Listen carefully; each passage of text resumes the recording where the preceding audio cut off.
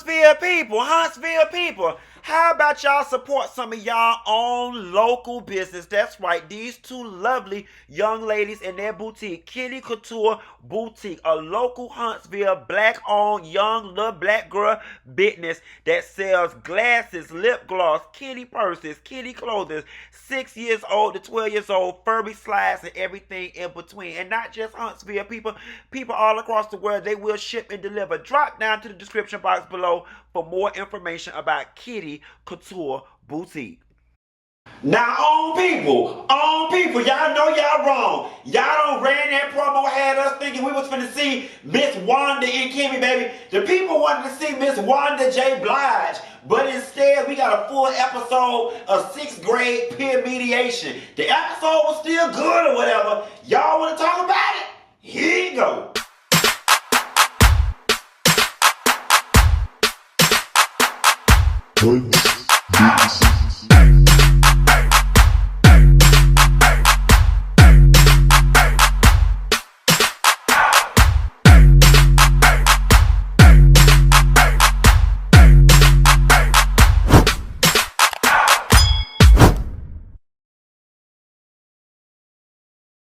Nelson, girl, I made a mistake yesterday and rushed home from dinner thinking Love and Marriage Huntsville came on. And child, I damn sure made it a point to have my ass in the place today to watch it on time and still messed around and missed like the first 8 minutes of the show. So y'all gonna have to forgive me if there's anything in maybe the first scene that I missed.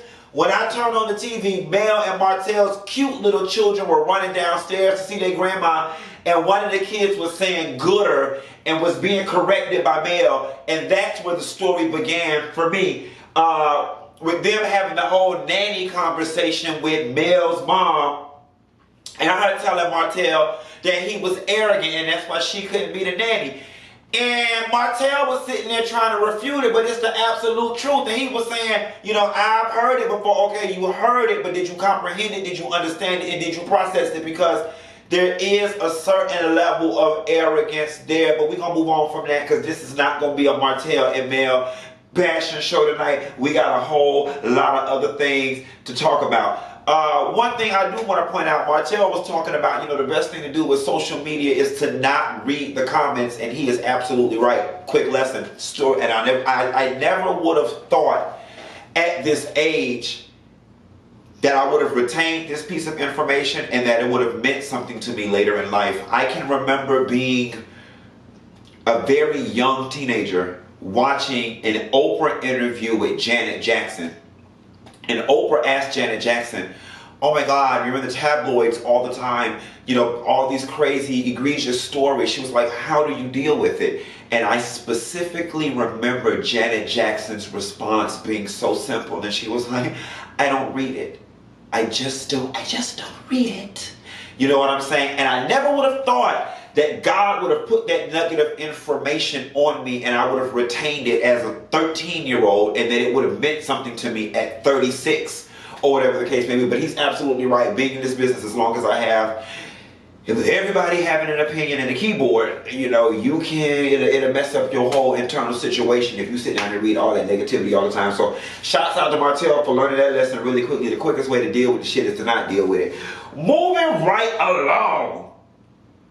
Mel's mom, and I forgot her name, forgive me, she starts talking about Marsau's comments about potentially having a sex tape. Find out. Melanie mama, let us find out you the Kim Kardashian of Huntsville, baby. You was laying it low and spread it wide all up and down the turnpike in Alabama. Yes, God, Miss Melanie mama. I mean, you look like you got a little spice in you. And she said, if he did have one of me, I'm grown and I'm single. So I want to explore this if Melanie Mama, have you ever thrown it back in the presence of a camera phone? That's what the people is trying to find out. I tell you what you do.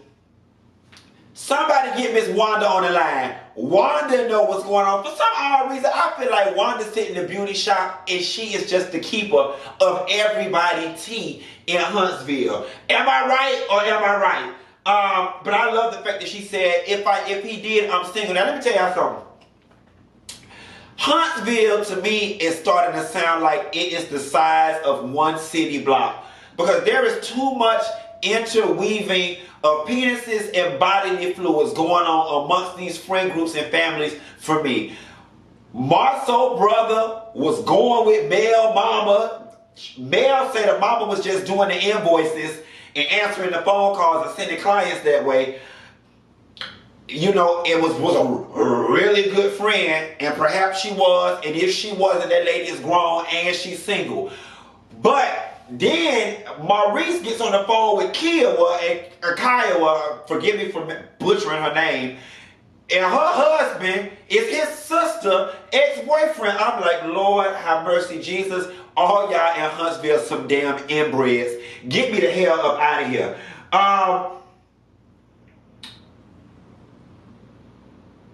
You know, when it comes to a sex tape about somebody's mama, especially somebody's mama the age of Mel's mama, it just feels like a lie. And it feels like a lie. Like, I just don't see grown people letting it.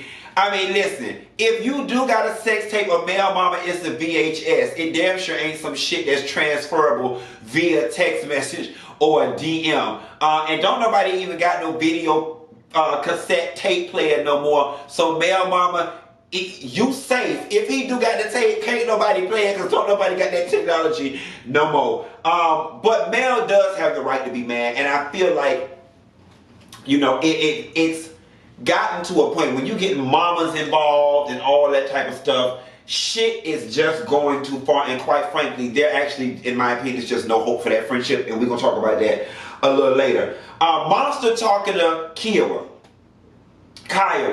Lord, somebody help me. Write it down in the comments how I'm supposed to pronounce this shit.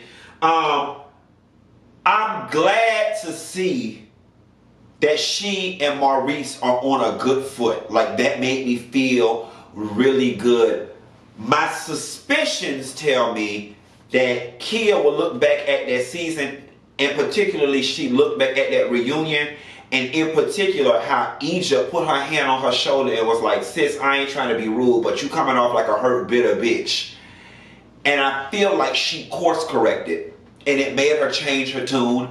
I feel like also she may have gotten a bit more comfortable with the notion of her son leaving the security of her nest, and perhaps that a lot of that negativity and a lot of that negative energy that was coming from her actually had nothing to do with Kimmi and Maurice, and everything to do with misplaced anxiety about having to give up her child. I like it even better that she, Maurice, her husband, happened to be on the same page, and Kia was the one who made the suggestion about all of them sitting down and just being one big happy family, kind of like Will, Jada, and Sheree. Well, we don't want to take all the examples from Will and Jada, you know, reference August Alsina, but I'm glad to see that she fixed it, regardless of the reason. Whether it's genuine, whether she felt embarrassed after looking back at herself on tape, you know, seeing herself in the mirror, I am glad to see that they have fixed the shit, and it seems to all be working. So the guys are down at the gym, Cedric, Marsau, and Maurice, and they're talking, and you know, Marsau really trips me out with just his archaic gender role whole situation, complaining about having to pick them kids up, and one having to go to school at a certain time, pick up at a certain time. Marsau is called having kids at different ages. And I love the fact that Cedric and Maurice brought up the fact that Tisha does it every day, and work, and get business leads, and manage properties, and cook and clean and rub your feet and every damn thing else in between without complaining. And you have to do it 2 days for 1 week, and your whole world is falling a damn part. Like, you know, nigga, get a grip. Like, stop complaining about basic ass shit. You build whole damn buildings.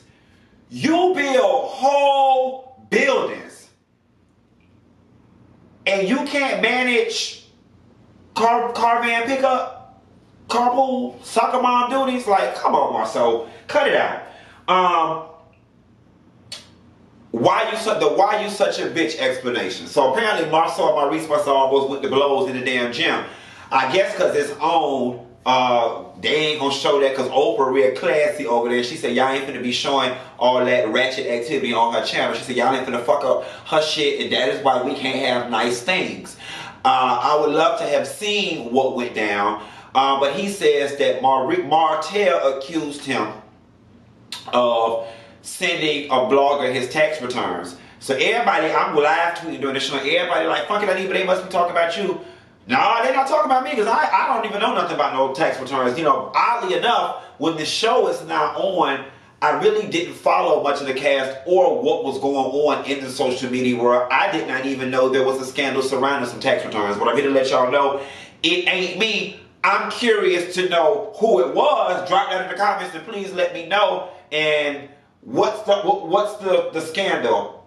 Using the context clues, I'm making an inference that perhaps they may owe some back taxes or something, or have some tax issues, and that's why the tax return thing is a scandal. To be quite honest with you, I don't know. I'm too busy over here counting my own coins and going shopping and now y'all living good and eating good to keep up with other people's tax information. But I will say there is some bitch like shit, and since we're on the whole tax return situation, I'm gonna go ahead and skip ahead really quickly to the gym situation with Sidar and Marsau and Martell walking in. Marsau felt all kind of ambushed, and they began talking, and they start talking about the tax return situation. And Marsau goes, you know, I did not do that, you know. And it's funny because from Martell's point of view, I don't know if Martell has proof. He probably doesn't. Marsau strikes me as the type that if he was going to send Martell's tax information to a blogger, that he would have done it through a third party, a distant relative, a distant friend, to give the illusion of covering his tracks. But it's not far-fetched, in my opinion, for Martell to believe that came from Marsau and or Tisha, because you have to ask yourself, who has a vested interest in the embarrassment associated with the tax returns? So it's not far-fetched for Martell to believe that. However, I will say, I've been in this business a very long time, and you would be surprised the places information comes from. I've gotten information from people at the medical office. I'll never forget this one reality situation, and I'm not going to reveal who it is because I don't want this person to lose their job, despite the fact that they violated all kind of HIPAA and OSHA laws and every other four-letter organization it is out there. I'll never forget this particular reality star had gotten into a fight with one of her castmates and was brought to a medical office, and the lady was literally DMing me from the medical office and was like, XYZ in here right now. This was going on. I'm going to send you some pictures. I'm going to send you some pictures. I've also gotten emails from people down at the courthouse, at the county office, saying so-and-so and so is in here. This is what they filing. Here go the paperwork. People, family members have emailed. So, you know, you'll be surprised, even though there are people out there who truly have no real world vested interest in these people's lives, they just like to be the people who disseminate tea, gossip, so on and so forth. So I'm going to go back up really quickly to Maurice and Kimmi going to dinner. I think that was really cute. They was talking about their honeymoon. Listen, child, y'all have been married for a host of Sundays at this point. If y'all ain't went on a honeymoon at this point, go ahead and let it go. Just let it go. Don't be in here trying to put unnecessary stress upon yourselves for the sake of having a honeymoon because the world say y'all supposed to have one. Y'all been in that marriage, y'all been in that house, life been flowing. He got the bar, med school, the bar, law school, graduation, monster in the house. Stop building a cigar lounge. Reduce as much stress in your life. Now I'm gonna tell y'all own people in Carlos King what the fuck y'all not finna do. Y'all not finna bore us to death with Maurice trying to tell this lady to quit her job. Okay? There is something in me that just don't bit more believe that shit. You know? And I may be wrong. I've been wrong before. There's just something in me that don't believe in real life this man is asking this lady to give up something that she's done for 20-something years to fucking sell houses. Like, I don't believe it. I don't think it's real. And when Maurice brings it up, this shit just be so left field. It comes off like he's got a Secret Service earpiece in his ear and somebody is holding a cue card off screen saying, bring up her leaving her job. Please don't bore us to death with that shit. That lady likes being a nurse. Let that lady be Nurse Kimmi. Her identity is wrapped up being Nurse Kimmi. It's too goddamn hot to be walking around Huntsville opening up the doors of abandoned properties with no damn electricity, trying to sell people a vision of what their life could be with their bad-ass, bald-headed ass kids with this raggedy-ass pre-qualification letter for $180,000, because you know that's the maximum home price in tired-ass Huntsville. That lady ain't got time for that. Let that lady stay where she at, saving lives, birthing babies, whatever the fuck she doing, putting band-aids on knees. Leave that lady alone about leaving her job. Okay? It was nice to see Kimmy's son get some airtime this season as well, because I don't know that I remember ever seeing Kimmy's son. I mean, he may have come on screen out here, talk about him all the time, but it was really great to see that whole, I've never had a birthday without him, and then bam, you still ain't had one without him, baby, because he was in the bag, in the bike, holding this cake, honey. He was in the bike with this good old chocolate cake. So that was cute, and it was glad to see that it was good to see that Kimmi is open to the sit down with Kiuwha, and she's no longer expecting a full apology. See, that's what mature people do. It's a give and a take. It's a cost-benefit analysis. It's like, okay, in the grand scheme of things, I want peace in my life. I want peace in this co-parenting situation. Am I willing to give up wanting this deep, heartfelt apology in exchange for things to just be cool? Yes. Now, Kimmi, I do think it was a bit of a dig when you were like, it's fine, I got the prize. That was that was a dig. That was very nice, nasty. It was passive aggressive, and it was your way of saying, I know Kiuwha gonna see this, and it's like, bitch, what you low-key was saying is like, I really don't care what you do, because bitch, I got the man, my man got his child, and we happy over here. That's what you were saying, and that was a bit of a, if Kiuwha start back up, if she start Hurricane Kiuwha again in your life, she low-key wouldn't be wrong. Like, don't be antagonizing this lady passive-aggressively, especially considering the fact that Maurice is trying to move her closer to y'all world. I would recommend you just keep your damn mouth closed when it comes to that lady and what you don't want, especially the people already out there saying you were sleeping with that lady husband when they was together. They already trying to paint this narrative that you had done took this lady husband. So for you to be able to say, I got the prize, that don't look too cute, Miss Kimmi. Kimmi, we rooting for you. Hold it together, sis. Zip it. Zip it.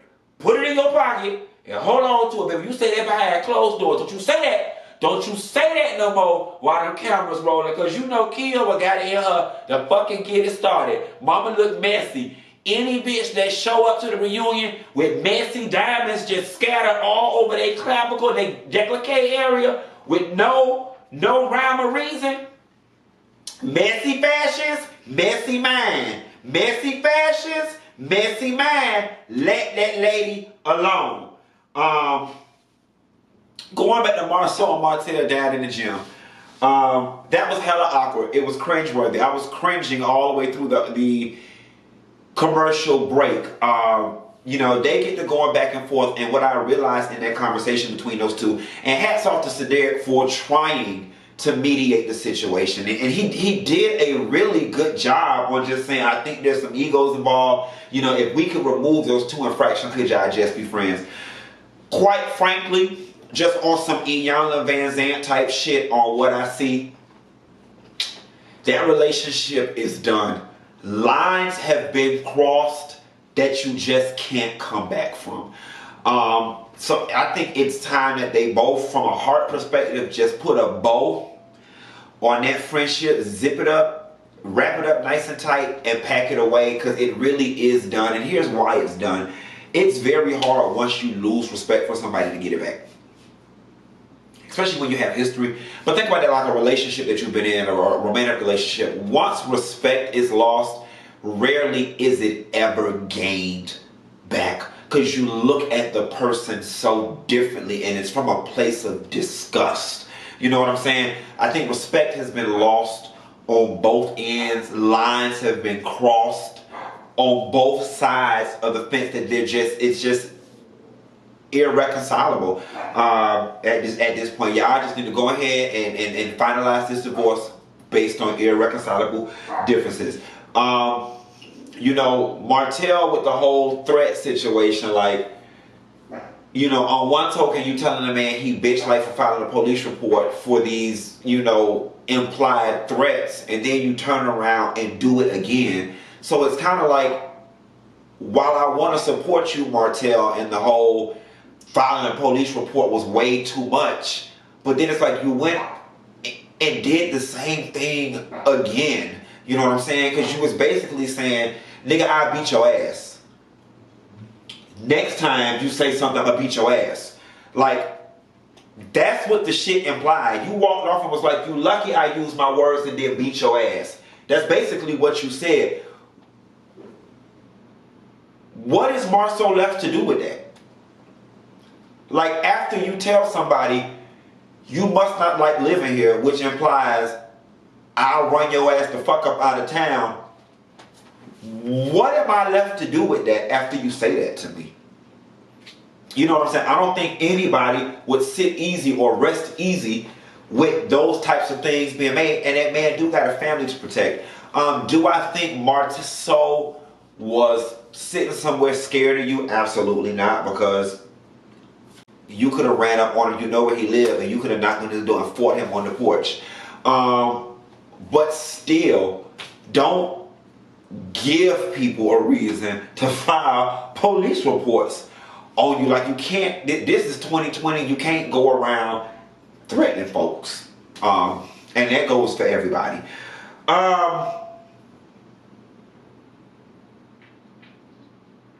Marsau gets home and talks to Tisha. And again, we talked about the vlogging situation with the tax returns, and I said it wasn't me.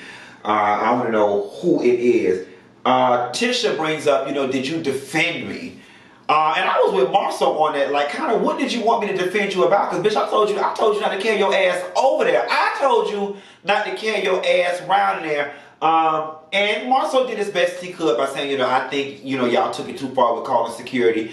You know, at the end of the day, it seems like the overwhelming majority of people are siding with the fact that it was a private event that your ass was not invited to and you shouldn't have went. And low-key, they don't kind of won me over with that argument. Like, perhaps, Tisha, you probably should have just stayed your ass home, because that was not the time to try to go to talk to her about anything, especially considering when you know where the lady stayed, you got her phone number. You really could have just bought her a bread basket and been like, hey, girl, I was in the area. Mel and Martell in the office. I'm going to tell you something. When Martell was working with the older couple, wrapping up their plans, and Mel came in and introduced herself, and they sat down and were talking, I'm going to tell you something. I really think they are very compatible intellectually. I loved watching them sit there, the way they were interacting, and it was like, wow, it looks like once upon a time, their relationship really could have been a lot of fun. Like, they look as if, I mean, well, hell, what they've built proves that they work very well together business-wise. I just wish that the romantic part would have never fallen apart and vows not have been broken, because they look like their relationship could have been very fun and very promising. Now, they were talking about lines being crossed and being there for Tisha and Marsau and put some respect on their name, and they need to show some appreciation for all that they've done for them. Is it me, or did y'all get the feeling that they were talking about the show? Like, giving them the platform, giving them the opportunity to be on this show, that they should be thankful. You know, I feel two ways about it. Because you're starting to charter those Mariah Huck Married to Medicine territories, right? It's like yes on one token, y'all had an idea that y'all executive produced and brought to fruition, and they're now eating off of it, right? That's on the left hand. But on the right hand, let's not pretend like they're not contributing something and is assisting in putting a dime in y'all pocket as well. It's a symbiotic relationship. You know what I'm saying? So it's not as if they just sitting over here on the show, not doing nothing, collecting a check or charity. They're also working. It's an ensemble cast. They're doing their part. They're equally as stressed as y'all are. Their contribution is equal as far as I'm concerned to the show. So don't get too spotty with the what we've done for you. Now that's just if you're talking about the show. If you're talking about some other things, loaning money and giving them a place to live and all that type of other stuff, then, you know, so be it.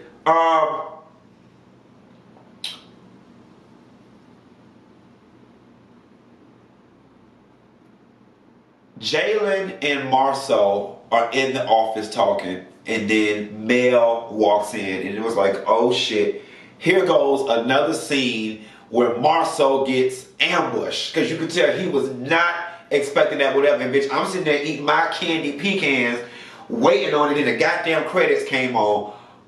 Oh, people, y'all did a really good job of stringing us the hell along, because is it me? Or were y'all expecting this episode a confrontation with Kimmi and Wanda and a confrontation with Marsau and Mel? And now we got to wait the next week. Although this episode was great, don't do that to us. Don't be tricking us into watching. We like the show. Y'all don't have to trick us. Y'all don't have to string us along. And please bring Miss Wanda J. Blige back live in concert, because we need them goings-ons. Y'all, I'm about to get off of here and fix me a drink and watch me some more TV, and I'll call y'all later. Bad.